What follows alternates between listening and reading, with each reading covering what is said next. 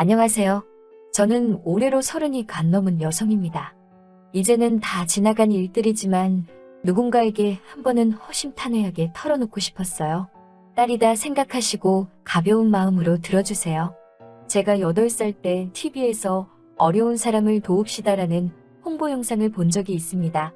그 당시에 저는 너무 어렸기에 아버지께 어려운 사람은 뭐냐고 물어본 적이 있었어요. 아버지께서는 몸과 마음이 힘든 사람은 다 어려운 사람이라고 말씀해 주셨지만 그때는 제대로 이해하지는 못했어요. 저에 대해서 이야기를 해볼게요.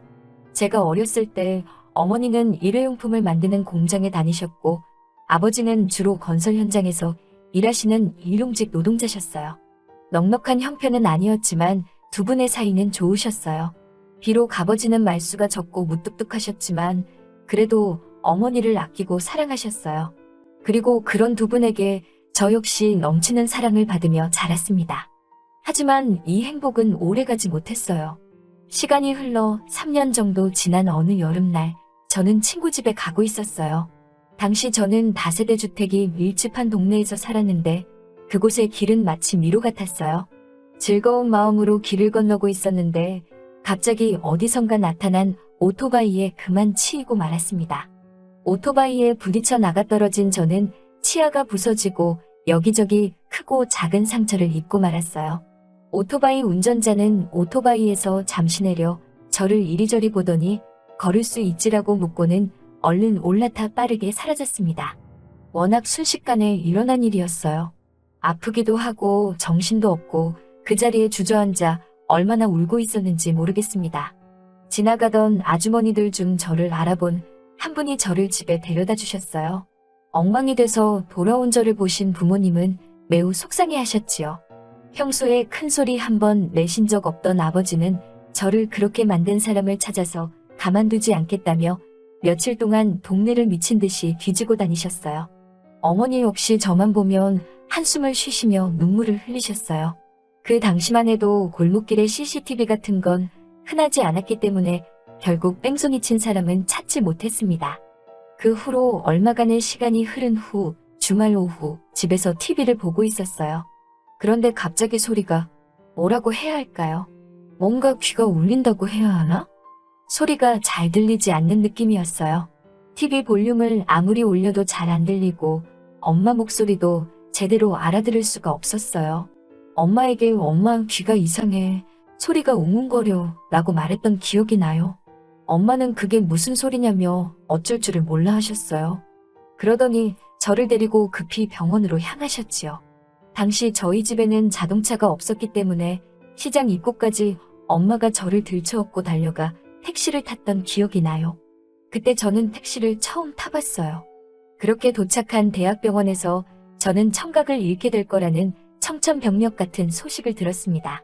그때도 저는 상황의 심각성을 미처 깨닫지 못했던 것 같아요. 어머니는 쓰러질 듯 비틀거리시며 제 손을 움켜주셨어요. 어찌나 세게 움켜주시던지 지금도 기억이 생생합니다. 제가 청각장애인이 되면서 부모님의 사이도 점점 안 좋아지셨어요. 제 상황을 속상해하시던 어머니는 매일같이 술을 드셨지요. 언젠가 심각성을 눈치채신 아버지가 술병을 숨기면서 파도 내시고 달래도 보셨지만 어머니의 상태는 나날이 심각해져만 가셨습니다. 그때 제 나이 13살이었어요. 아버지는 쉬는 날이면 저를 데리고 방방곡곡 유명한 병원을 찾으셨어요. 나중에는 무당이며 사찰이며 교회며 안 가본 곳이 없었습니다. 어떻게든 제 귀를 낫게 해주시겠다며 주변 사람들한테 돈도 많이 빌리신 것 같았어요. 하지만 아무 소용이 없었지요. 저는 저대로 상태가 진전이 없었고 어머니의 상태는 더욱 안 좋아지고 있었으니 지금 생각해보면 아버지가 정말 많이 고생하셨어요. 그러던 어느 날 아버지가 일을 하러 가시고 저는 할 수 있는 집안일을 찾아서 하고 있었어요. 어머니가 알코올 중독 증상이 심해지시면서 살림도 손에서 놓으셨기 때문이지요. 그런데 갑자기 어머니가 저에게 시장에 가자고 하시더라고요. 하지만 어머니는 집 앞에 있는 시장을 지나쳐 버스를 타자고 하시더군요. 버스를 타고 30분 넘게 간 것 같아요. 어딘지는 모르지만 그저 어머니를 따라서 내렸습니다. 그리고 한참을 어머니 뒤를 따라다니며 구경을 하고 있었는데 어느 순간 어머니가 눈앞에서 보이지 않았어요. 저는 어찌할 바를 모르겠더라고요. 한참을 혼자 시장 안을 헤매다가 인심 좋아 보이시는 떡집 아주머니를 발견했어요. 저는 손님들이 다 떠나기를 기다린 뒤 아주머니께 전화 한 통만 쓸 수 있을까요? 라고 여쭤봤어요. 아주머니가 저에게 뭐라고 말을 하시긴 하시는데 잘 알아듣지를 못했습니다. 어린 마음에 장애가 있다는 티를 내는 것이 얼마나 부끄럽고 창피하던지요. 저는 아주머니께 작은 목소리로 제가 소리가 안 들린다고 말했어요. 그러자 아주머니는 저를 다시 한번 쳐다보시더니 안 됐다는 눈빛을 보이시곤 전화를 쓰게 해주셨어요. 문제는 아빠에게 전화를 걸어도 아빠가 받았는지 어쨌는지 저는 알 수가 없었어요. 제가 난처해하자 아주머니는 무슨 상황인지 눈치를 채신 듯 번호를 달라고 하시더니 대신 걸어주셨어요. 그리고는 저 대신 아버지께 상황을 설명해 주셨지요. 아주머니는 안에 들어가 있으라고 하시더니 어디선가 김밥 한 줄과 요구르트 2개를 사다 주셨습니다. 얼마간의 시간이 흐르고 아버지께서 저를 찾으러 오셨습니다. 저는 아버지 목에 매달려 엉엉 울었어요. 아버지는 연신 떡집 아주머니께 감사하다고 인사를 드리셨어요. 저도 정말 감사하다고 인사를 드렸어요. 아버지가 주머니에서 꼬깃꼬깃한 지폐를 몇 장 꺼내며 이거라도 받아달라고 하자 아주머니는 손사래를 치시며 어려운 사람끼리 돕는 거지 뭘 이러냐고 얼른 내데리고 들어가시라고 하시더군요. 그렇게 아버지 손을 잡고 집에 들어선 저를 본 어머니는 깜짝 놀라신 눈치였어요. 저는 저도 모르게 아버지 뒤에 숨었고 아버지는 어머니를 보자마자 뺨을 치셨어요. 엄마라는 사람이 딸을 버릴 수가 있냐고 소리를 지르는 아버지에게 어머니도 지지 않고 맞서 뭐라고 소리를 지르시더라고요. 그러다 어머니가 쓰러지셨습니다. 아버지는 그런 어머니께 연기하지 말라고 흔들어 깨웠지만 어머니는 쉽게 일어나시지 못했어요. 훗날 알게 된 사실로 어머니는 당시 만성 신부전증을 앓고 계셨대요. 그런데 집에 돈이 없으니 제대로 된 치료를 받지 못하신 거지요. 아버지는 오로지 저에게 매달리고 계셨고 어머니는 병을 앓고 계신 데다 우울증까지 겪고 계셨던 거지요. 그리고 얼마 후 어머니는 아버지에게 헤어지자며 이혼 서류 한 장을 내밀고는 집을 나가셨어요. 그 이후로는 지금까지 소식 한 번 없으시네요. 아버지 말씀으로는 지방 어디에서 그럭저럭 살고 있다고 하셨지만요. 아무튼 저는 중학교에 올라갔어요. 하지만 귀가 들리지 않는 상태에서 사춘기 친구들과 함께 지낸다는 건 무척 고욕스러운 일이었어요. 제가 듣지 못한다는 걸 눈치챈 몇몇 친구들이 저를 몹시도 괴롭혔습니다. 한 번은 지나가고 있는데 누군가 저에게 먹다 남은 우유곽을 던진 일도 있었어요. 제가 뒤를 돌아보자 너나 할 것 없이 웃고 있었는데 누구 하나 저 대신 나서주는 이가 없더군요. 그때 누구에게도 무시당하지 않을 힘을 키워야겠다고 굳게 마음먹었습니다. 몇 날 며칠 쏘가리를 하다가 아버지께 특수학교에 보내달라고 부탁을 드렸고 그렇게 전학을 가게 되었습니다. 하지만 특수학교에서의 생활은 정말이지 제 기대와는 달랐습니다. 저는 귀만 들리지 않을 뿐인데 마치 저를 부족한 사람처럼 대하는 것 같았어요. 학교를 다닐수록 오히려 주눅이 들더라고요. 저는 결국 아버지께 학교를 그만두겠다고 말씀을 드렸어요. 대신 중고등학교는 검정고시로 반드시 마치겠다고 약속을 했지요. 혼자서 공부하면서 수어도 배우고 검정고시도 통과하고 저는 내친김에 수능까지 준비하여 서울에 있는 대학에 합격할 수 있었습니다. 고생하시는 아버지를 위해서라도 꼭 대학교에 가 아버지께 자랑거리가 되어드리고 싶었지요. 비록 명문대는 아니었지만 사람들이 이름만 들으면 알법한 학교의 특수교육과에 입학했어요. 어머니가 떠나시고 거의 술을 입에 대지 않으셨던 아버지는 제 합격 소식을 들으시고는 소주를 드시면서 진한 눈물을 보이셨어요. 그리고 그렇게 합격한 대학교에서 저는 지금의 남편을 만났어요. 청바지에 단정한 흰 셔츠를 입고 쭈뼛대며 주위를 둘러보던 그는 저를 발견하고는 다가와서 뜬금없이 자기소개를 하더라고요. 경영학과에 입학한 박기환이라면서 잘 지내보자고 하더군요. 저는 이혜연이에요. 청각장애인이에요. 라고 말했지요. 사실 언젠가부터 저는 자기소개를 할 때 꼭 청각장애인이라는 말을 덧붙이고 있었어요. 여기에는 여러 가지 이유가 있었는데 첫 번째는 상대가 나중에 알고선 당황하는 모습을 보고 싶지 않았고요. 두 번째는 스스로에게 당당하기 위해서였지요. 아무튼 제가 청각장애인이라고 말하자 그는 그저 그래요? 라고 말하고는 다시 자기 이야기를 시작하더군요. 전혀 개의치 않는 그 모습에 오히려 제가 놀랐지요. 그와의 대화는 즐겁고 말이 통하는 것 같았어요. 그는 저에게서 한시도 눈을 떼지 않고 입모양에 신경 쓰며 말을 하고 있었어요. 그런 배려가 고마웠지요. 게다가 제가 가입한 수어 동아리에 그도 가입을 했더라고요. 자기도 수어를 배워보고 싶다고 하길래 굳이 왜 배우려고 하냐고 묻자 조만간 꼭 필요해질 것 같다고 하더라고요. 당시 저는 그가 저를 좋아하는 것 같다는 느낌은 있었지만 확신은 없었어요. 하지만 그는 꾸준히 동아리에 나와 수어도 배우고 제가 참여하는 봉사활동에도 빠짐없이 참석하더라고요. 그의 그 성실함과 진정성에 저도 조금씩 마음을 열게 되었지요. 그리고 1학기가 끝나갈 무렵 그는 저에게 제법 능숙해진 수어로 여자친구가 되어달라며 고백을 해왔지요. 그 이후로 우리는 다른 커플들처럼 평범한 보통의 연애를 시작했어요. 수어를 하기도 했고 필담을 나누기도 하면서 서로를 점점 알아갔어요. 중간에 남자친구가 군대를 갔다 오고 저 역시 해외에 봉사를 다녀오기도 했지만 달라진 건 없었어요. 오히려 그에 대한 제 마음은 더욱더 커져만 갔지요. 그리고 마음 한켠에서는 걱정도 커져만 갔어요.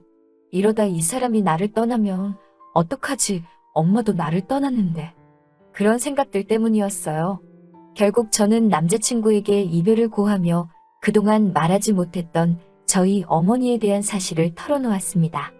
하지만 제가 제 장애를 밝혔을 때처럼 남자친구는 크게 동요하지 않고 묵묵히 들어주기만 하더라고요.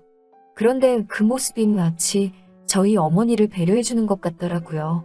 다 듣고 난 후 그는 저에게 이제 그 상처를 자기가 보듬어주고 싶다면서 결혼하자고 프로포즈를 해왔어요.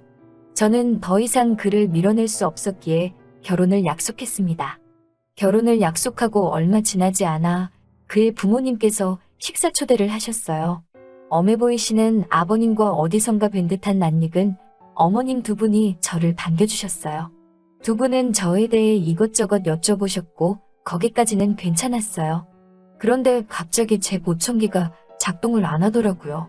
당황한 제 모습에 아버님이 무슨 일이냐고 물으시는 것 같았어요. 결국 저는 제가 귀가 안 들려서요 라고 말씀을 드렸어요. 그러자 아버님의 얼굴색이 갑자기 변하면서 이제 그만 집에 가보라고 하시더라고요. 솔직히 예상치 못했던 반응이 아니었기에 저는 고개를 떨구고 가방을 챙겨 집을 나왔습니다. 뒤따라와 저를 붙잡는 남자친구에게 괜찮다고 애써 웃어 보이고는 집으로 돌아왔어요. 풀죽은 제 모습을 본 아버지는 절 토닥이시며 원래 결혼이라는 게 쉽지 않다면서 너무 기죽지 말라고 하시더라고요. 남자친구는 계속해서 문자를 보내왔어요. 아버지가 그 정도로 말씀하실 줄 몰랐다면서 미안하다고 상처받지 않았으면 좋겠다고 말이지요. 별로 위로가 되지는 않더라고요. 집 밖에 나가지도 않고 며칠 동안 집에만 머물렀어요. 하지만 아버지의 말씀처럼 결혼이라는 게 쉬운 일도 아니고 이렇게 포기하고 싶지는 않았어요. 만약에 이렇게 포기해버린다면 날 버리고 떠난 어머니랑 다를 게 없다는 생각이 들더라고요. 저는 무엇을 할 수 있을까 고민하다가 한 글자 한 글자 진심을 눌러 담은 편지를 적었습니다. 그리고는 그동안 남자친구와 주고받은 필담이 빼곡한 공책들을 상자에 담았어요. 그리고 그 편지와 상자를 아버님 앞으로 보냈습니다. 한 번만 시간을 들여 읽어주시면 저와 기환 씨가 얼마나 서로 사랑하는지 아실 수 있으실 거예요. 받아주시면 정말 좋은 아내, 좋은 며느리, 그리고 좋은 사람이 될게요라고 덧붙였지요. 그리고는 남자친구에게 문자를 보냈어요. 결혼은 언제 할 수 있을지 모르겠지만 일단은 열심히 사랑하자고 말이지요. 남자친구는 바로 답장을 해왔어요. 죽을 때까지 사랑하자고요. 그렇게 우리는 다시 만나 예전처럼 연애도 하고 봉사활동도 하면서 시간을 보냈습니다. 그렇게 한 달이 넘게 흘렀는데 아버님과 어머님께서는 아무런 말씀도 없으셨어요. 조금씩 조바심이 날 무렵 남자친구가 저에게 어렵게 말을 꺼내더라고요. 아버님이 자기를 좀 만나고 싶다고 집으로 오라고 하시는데 불편하면 거절해도 된다면서요. 저는 불편할 게 뭐 있어. 나도 아버님 뵙고 싶으니까 가자라고 말했지요. 그렇게 남자친구의 집에 도착하자 아버님과 어머님은 일단 식사부터 하자고 말씀하시더라고요. 아무런 대화도 오가지 않는 식탁에서 꾸역꾸역 음식을 입에 넣고 있으니 왠지 모르게 서럽고 눈물이 차오르더라고요. 게다가 오빠도 저와 부모님 눈치를 보는데 그 모습이 안쓰러워 죽겠더라고요. 저는 결국 가방 속에서 종이 한 장을 꺼내 죄송하다는 말과 함께 오빠와 헤어지겠다고 적었지요.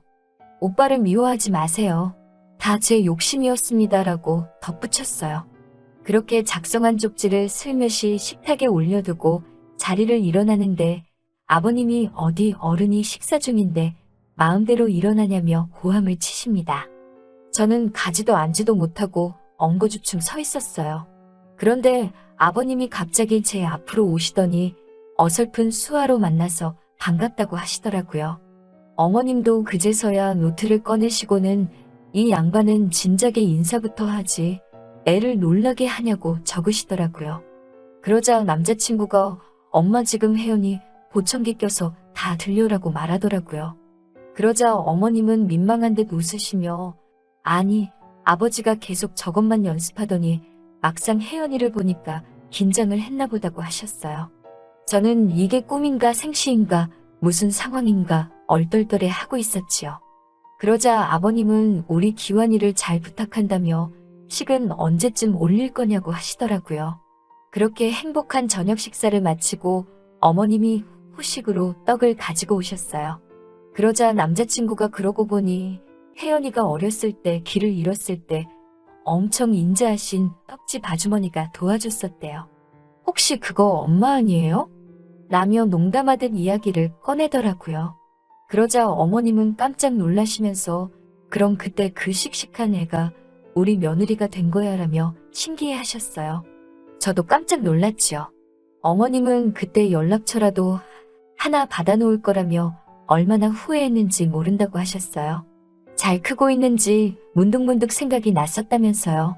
저는 그동안 이 세상에 아버지 말고는 그 누구도 절 생각하는 사람이 없을 거라고 확신했는데 이제 보니 그게 아니었더라고요. 생각지도 못한 사람이 저희 안부를 걱정해줬다는 그 사실 하나만으로 그동안 제 마음의 상처가 큰 위로를 받는 기분이었어요. 그렇게 양가 부모님의 축복 아래 기완 씨와 행복한 결혼식을 올리게 되었습니다. 저는 이제 정말 행복합니다. 만약 지금 이 사연을 들어주신 분들 중에서 혼자라는 생각에 외롭고 슬픈 분이 계시다면 제가 꼭 이렇게 말하고 싶네요. 당신의 생각보다 당신은 훨씬 많은 사랑과 관심을 받고 있다고 말이지요. 긴 사연 들어주셔서 너무나 감사하고요. 좋은 하루 되시길 바래요.